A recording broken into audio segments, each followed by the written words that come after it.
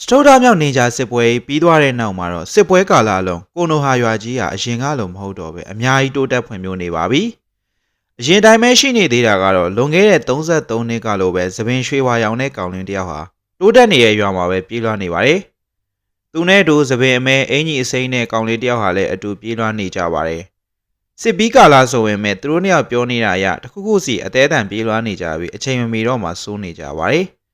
သူတို့နှစ်ယောက်ကတော့ဥဇူမာကီနိုင်ရတိုရဲ့သားဖြစ်သူဘိုရိုဒိုဥဇူမာကီနဲ့နာရာရှိကာမာရူရဲ့သားဖြစ်သူနာရာရှိကာဒိုင်တို့ပဲဖြစ်ပါတယ်။တစ်ဖက်မှာတော့အဖေနှစ်ယောက်ဖြစ်တဲ့နာရာတိုနဲ့ရှိကာဒိုင်တို့ကလည်းတခုခုအတွက်အချိန်မကျန်တော့ကြောင်းဆွေးနွေးနေကြပါတယ်။သူခေတ်သူကာလမှာအတော်ဆုံးရှိနေဝီတွေဖြစ်ကြတဲ့နာရာတိုနဲ့ရှိကာဒိုင်တို့ကအခုစစ်ပြီးကာလမှာတော့ဟိုဂါကဲနဲ့ဟိုဂါကဲအချံပေးတာဝန်ကိုယူထားကြပါတယ်။ဟိုဂါကဲရုံးခန်းတွေကိုဝင်လိုက်ချိန်မှာတော့သူတို့အချိန်မြန်ဖြစ်နေတဲ့ကိစ္စကိုမြင်လိုက်ရပါပြီ။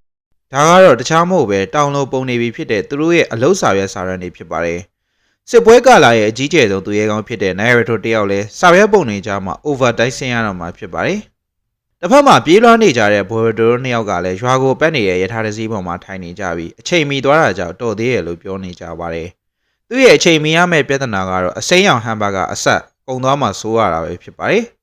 ဟုတ်ပါတယ်တစ်ချိန်ကစစ်ပွဲရင်းနဲ့ရုန်းကန်နေခဲ့ရတဲ့ကိုနိုဟိုရွာဟာအခုချိန်မှာတော့သူရဲကောင်းကြီးနိုင်ရတို့ရဲ့ကာဝယ်မှုအောက်မှာလုံးဝကိုငြိမ်းချမ်းသာယာနေပြီဖြစ်ပါတယ်။နောက်နေ့ကျောင်းတက်ရမှာကြောင့်မနောက်ကျစေဖို့နဲ့အဖေတွေရဲ့မျက်နှာအိုးမဲမတုပ်ဖို့မှားကြပြီးလမ်းခွဲလိုက်ကြပါတယ်။တယောက်တည်းကြံခဲ့တဲ့ဘိုရိုဒိုဟာသူ့ကိုဂယုစိုက်တဲ့အဖေကိုသတိထားမိအောင်ပြမယ်လို့ကြွေးကြော်နေစဉ်မှာပဲယထာမောင်းကခေါင်မိုးပေါ်တက်နေလို့အော်ထုတ်တာကြောင့်ခုန်ဆင်းခဲ့ရပါတယ်။အဲ့ချိန်မှာပဲခက်လန်းလန်းမှာစာကြဘိုးတယောက်ကိုအနိုင်ကျင့်နေရကြောင်းဘိုရိုဒိုဟာဝင်ရောက်ကူညီပေးခဲ့ပါတယ်။အသက်ငယ်သေးပေမဲ့ဘိုရိုဒိုဟာအရေးကိုပါဂျစ်စုကိုတုံးတက်နေပြီဖြစ်ပါတယ်။လူမိုက်ကောင်တွေထက်ရောက်လာတာကြောင့်စာကြဘိုးလေးကိုခေါ်ပြီးထွက်ပြေးလာကြပါတယ်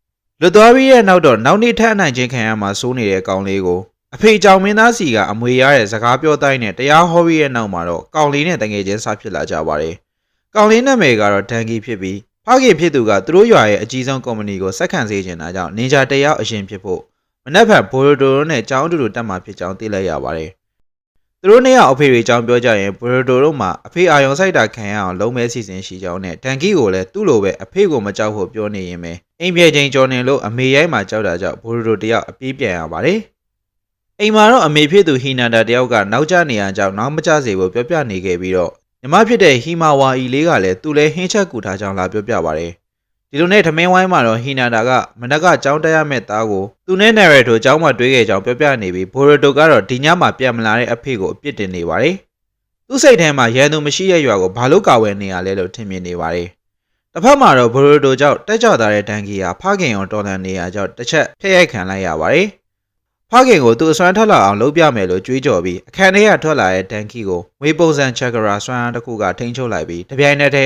းတစ်ဖက်မှာလည်းထူးဆန်းတဲ့တတူးပုံစံတစ်ခုမှအပိုင်းစားတစ်ခုပြည့်သွားပါတယ်။နောက်နေ့ကျောင်းဝင်အခမ်းအနားကိုနောက်ကျနေပြီဖြစ်ပေမဲ့ဘိုရိုတိုဟာအေးစေးပဲခုံမြန်ကြော်လောကယထာစီဖို့စောင့်နေတော့မှာပဲညကထိန်းချုပ်ခံရတဲ့ဒန်ကီကိုတွေးလိုက်ရပါတယ်။အဲ့ချိန်မှာပဲဘိုရိုတိုရဲ့မျက်လုံးဟာထူးဆန်းစွာပြောင်းလဲသွားပြီးအဲ့ဒီပြောင်းလဲသွားတဲ့အဖြူမဲမျက်လုံးကြောင့်ဒန်ကီကိုထိန်းချုပ်ထားတဲ့ချာကရာကိုပါမြင်လိုက်ရပါတယ်။ဒါပေမဲ့မျက်လုံးကခဏပဲခံသွားပြီးစက်မမြင်ရတော့ပါဘူး။ဘိုရိုတိုလည်းအမြင်မှားတာနေပါမယ်ဆိုပြီးကြော်သွားလိုက်ပါတယ်။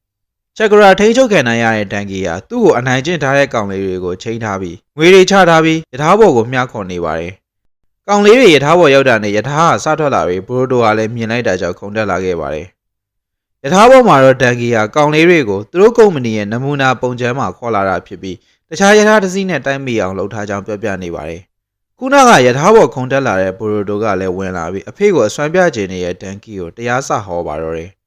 အဖေတူသားဆိုတော့လေလက်သေးတစ်ချက်တောင်မထိုးရပဲဒန်ကီကိုထိန်းချုပ်ခံရတာကနေလွတ်ပေးလိုက်နိုင်ပါတယ်။ပြဿနာတွေပြေလည်စေမဲ့ယထာကတိုင်းပြီးတော့မှမို့လို့ဘရိုဒိုတယောက်အရေးကိုပါတိုင်းကိုခတ်မမိုက်သုံးပြီးယထာနှစ်စီးမတိုင်းမိအောင်ကယ်တင်လိုက်ပါတယ်။တစ်ဖက်မှာလည်းကြိုးစိုးဝဲနောက်ကျနေတဲ့ဘရိုဒိုကိုဆာစကေရဲ့သမီးဖြစ်သူဆာရတာချိုးကြီးရဲ့သမီးဖြစ်သူချိုချိုနဲ့ရှီကာဒိုင်တို့ကအပြစ်ဆိုနေကြပါတယ်။ရှီကာမာရူကလည်းနိုင်ရတိုကိုဒီနေ့ဘာမှလုပ်စရာမလိုပဲရက်နေပြီးစကားပြောပေးဖို့ပဲရှိကြောင်းမှားကြားနေပါတယ်။အဲ့ဒီချိန်မှာပဲတားလိမ့်မာလေးဘိုရိုတိုကအဖေရဲ့ဟိုကာကဲအထိမ့်မဲ့ကြောက်တုံးမျက်နှာကြီးကိုယထာနဲ့တိုက်လိုက်ပြီးလှန်နှုတ်ဆက်လိုက်ပါတယ်။တားဖားနှစ်ယောက်မျက်လုံးစစ်တိုက်နေအောင်မှာပဲနိုင်ရတိုရဲ့ညီတပည့်ဖြစ်ခဲ့တဲ့ကိုနိုမာရူကပဲဘိုရိုတိုတို့ကိုတက်ခေါ်ပေးလိုက်ပါတယ်။ခဏကြာမှာတော့နိုင်ရတိုတယောက်တားလိမ့်မာရဲ့အမှုတွေကိုကြည့်ပြီး3နှစ်စာလောက်အိုစာနေပါတော့တယ်။